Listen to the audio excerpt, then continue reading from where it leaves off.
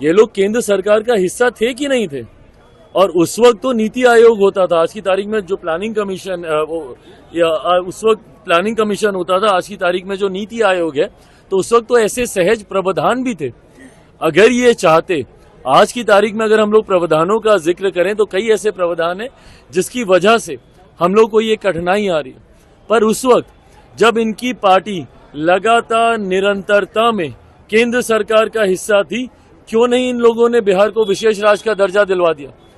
और एक ऐसा समय भी था जब बिहार में भी इनकी सरकार, केंद्र में इनकी सरकार, क्यों नहीं इन लोगों ने ऐसी इन कार्यों को इन्होंने कर दिया? ये बातें कहने के लिए और जब अपना समय आता है करने के लिए कुछ और। ये आपकी सोच को दर्शाता है कि आप इन मुद्दों पर, ऐसे मुद्दे जो इतने सेंसिटिव हैं, जो इतने गंभीर हैं, उसमें सिर्फ आप राजनीतिक सोच करना चाहते हैं, आप सिर्फ राजनीति करना चाहते हैं, ये गलत है। एक आखिरी सवाल लेंगे। लोकसभा में 100% स्ट्राइक रेट रहा, झारखंड में भी 100% स्ट्राइक रेट रहा। बिहार की तैयारी जो आपने शुरू कर दी है, प्रभारी जो है आपने फिर से अरुण भारती जी को नियुक्त किया है, तो तैयारी जो है कितनी सीटों पर आप लोगों की चल रही है? उम्मीद कितनी सीटों? देखिए, सबसे पहले तो मुझे खुशी है इस बात की, और मैं अपने संगठन के तमाम साथियों का, जो बिहार में है, जो झारखंड में है, मैं सबका मैं धन्यवाद दूंगा कि आज उन्होंने मेरे नेता, मेरे पिता आदरणीय रामविलास पासवान जी के उस सपने को पूरा किया, जहां उनकी चाहत थी कि लोक जनशक्ति पार्टी का भी प्रतिनिधित्व करने वाले विधायक झारखंड की विधानसभा में हो।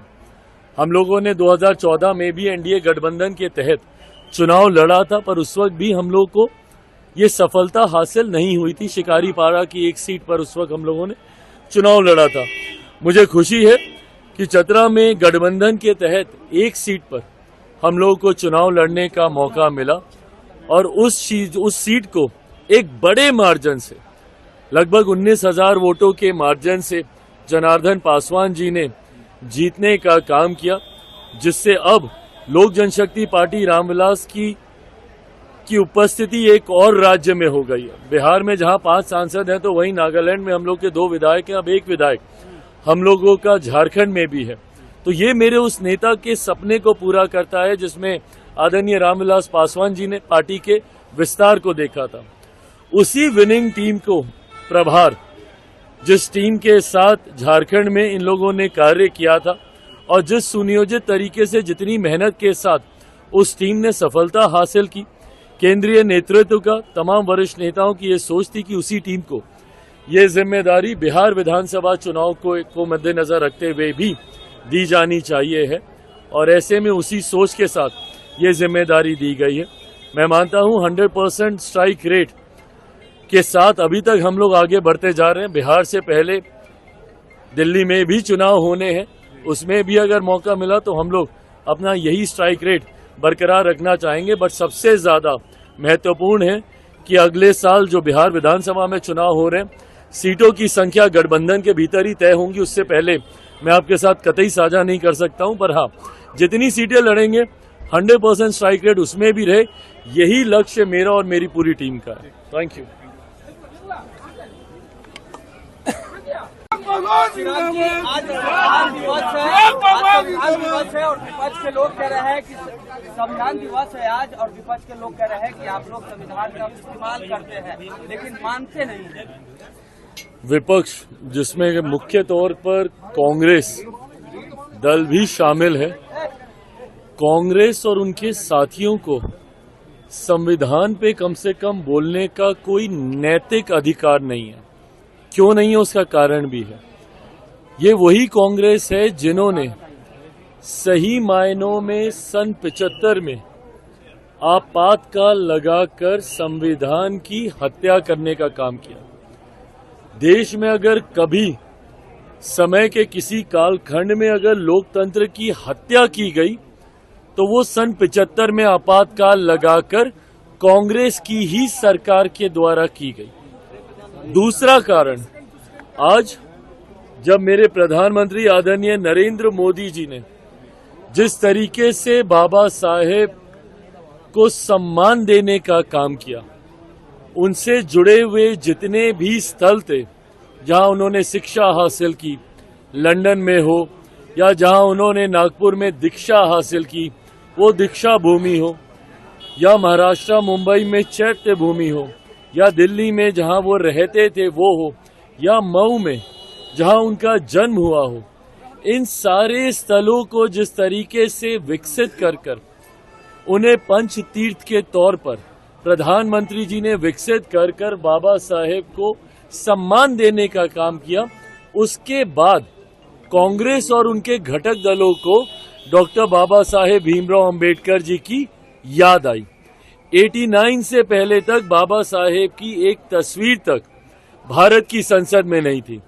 जिन्होंने संविधान बनाया, जिस संविधान की प्रतिलिपि आज की तारीख में कांग्रेस के नेता और उनके तमाम घटक दल के साथी हाथ में लेकर घूमने का काम करते हैं, उसी संविधान के निर्माता की एक तस्वीर तक भारत की संसद में नहीं थी, जबकि कांग्रेस के तमाम बड़े नेताओं की और उसमें से एक ही परिवार के 3-3 नेताओं की तस्वीरें भारत की संसद के सेंट्रल हॉल में लगी हुई थी। ये वही कांग्रेस पार्टी है जिन्होंने बाबा साहेब को हरवाने का काम किया, और आज इनको वही संविधान के निर्माता याद आते हैं, आज इनको वही संविधान याद आता है। हकीकत है सिर्फ झूठ बोलना इनका काम है। लोकसभा चुनाव में भी इन्होंने झूठ बोला कि अगर नरेंद्र मोदी जी तीसरी बार देश के प्रधानमंत्री बनेंगे तो संविधान की हत्या हो जाएगी, आरक्षण खत्म कर दिया जाएगा, लोकतंत्र समाप्त कर दिया जाएगा। आज लगभग 6 महीने होने को आए, बताएं किसका आरक्षण छीन लिया गया, कहां का संविधान खत्म कर दिया गया, या कौन से लोकतंत्र की हत्या कर दी गई। सिर्फ झूठ बोलना कांग्रेस और इनके घटक दलों का काम है, और यही परिणाम, यही कारण है कि महाराष्ट्र जैसे राज्यों में जहां इनके बड़े से बड़े घटक दल एक साथ है, वहां पर इनकी इतनी बड़ी हार होती है। हरियाणा जैसे राज्यों में जहां एक तरफा इनको समर्थन मिलना चाहिए था, वहां इनकी बड़ी हार होती है। क्यों? क्योंकि धीरे धीरे जनता अब इनके झूठ को समझ गई है। इसीलिए आज संविधान दिवस, आज से पहले मुझे बताइए किसने मनाया था संविधान दिवस? जब तक नरेंद्र मोदी जी की केंद्र में सरकार नहीं आई थी, 26 नवंबर को कोई याद भी नहीं करता था, कोई जानता भी नहीं था। संविधान दिवस मनाना तो बहुत दूर की बात है, इन्होंने कभी इस दिवस का जिक्र तक नहीं किया। आज जब मेरे प्रधानमंत्री जी के नेतृत्व में बार बार इस संकल्प को दोहराया जाता है कि देश चलेगा तो सिर्फ संविधान के आधार पर, उस बात से विपक्ष और कांग्रेस के नेता, राजद के नेता बौखलाते हैं, घबराते हैं। आरक्षण को बढ़ाने के लिए आनंद मोहन ने कहा है कि चिराग पासवान ने एनडीए के उम्मीदवारों को ही दरकिनार किया, हम लोग के उम्मीदवार के पास आए तक नहीं चुनाव के प्रचार के लिए। देखिए, पहली बात तो